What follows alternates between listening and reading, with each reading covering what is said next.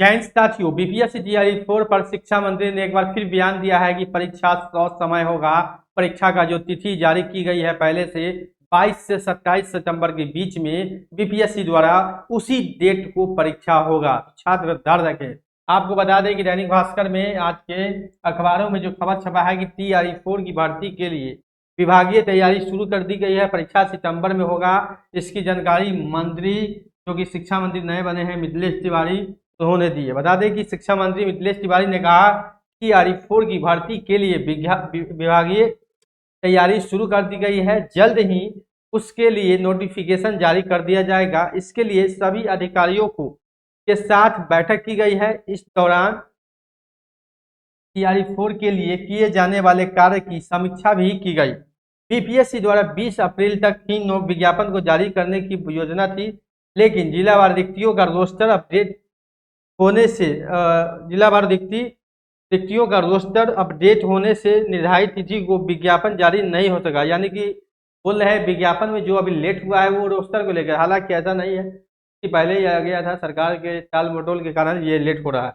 आपको बता दें कि हालांकि मौजूदा समय में 46,882 जो कि पहले से प्रस्तावित है 46,882 पद जो हैं, पहले से जो 46,882 सीधे थोड़ी बोला गया, इसका रोस्टर आया और उसके बाद ही बोला गया है।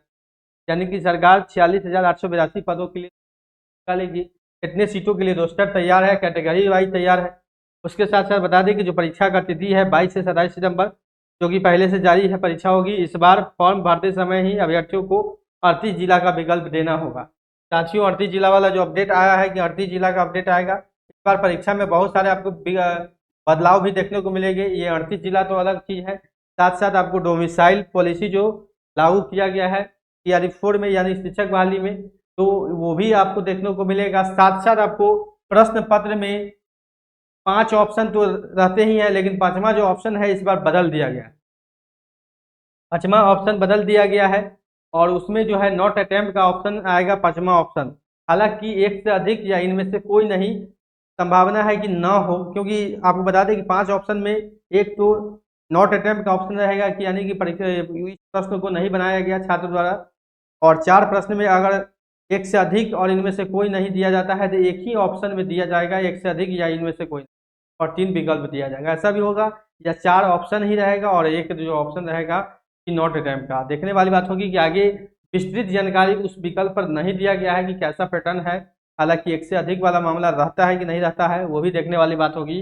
लेकिन शिक्षा मंत्री बार बार बोल रहे हैं कि ससमय होगा, परीक्षा ससमय होगा, विज्ञापन भी जारी होगा, इसी महीने में लास्ट तक जो है विज्ञापन आपको देखने को मिल सकता है।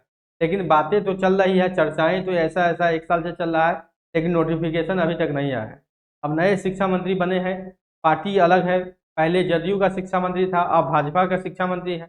अब देखने वाली बात है कि काम कितना असर पकड़ता है और काम में क्या रफ्तार आता है, ये भी देखने वाली बात होगी। लेकिन खैर अब इन्होंने बोला है तो थोड़ा इंतजार तो करना ही होगा।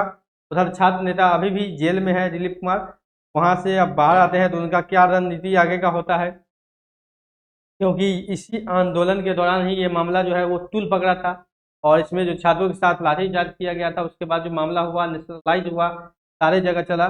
पक्ष विपक्ष में ये बात की चर्चा हुई कि टीआरई-4 को लेकर जो है छात्रों पर लाठीचार्ज हुआ है और उसमें 3 लोग जेल भी गए हैं, बहुत सैकड़ों लोग जो है छात्र जो है घायल भी हुए हैं। तो कहीं ना कहीं सभी लोगों का, सभी छात्रों का एक संघर्ष है जो कि जहाँ तक जो बात आप देख रहे हैं कि पूरे फैला हुआ है राजनीतिक, सभी के जवान में टीआरई-4 के लाठीचार्ज की चर्चा है। कहीं ना कहीं पूरे छात्र ने संघर्ष किया। लेकिन अब मिथिलेश तिवारी नए शिक्षा मंत्री बने हैं और इनकी बातों में कितना जान है, कितने सच्चाई है, कितना दम से बोलते हैं या हवाबाजी करते हैं, ये जो समय बताएगा। 10 दिन 15 दिन का इंतजार कीजिए।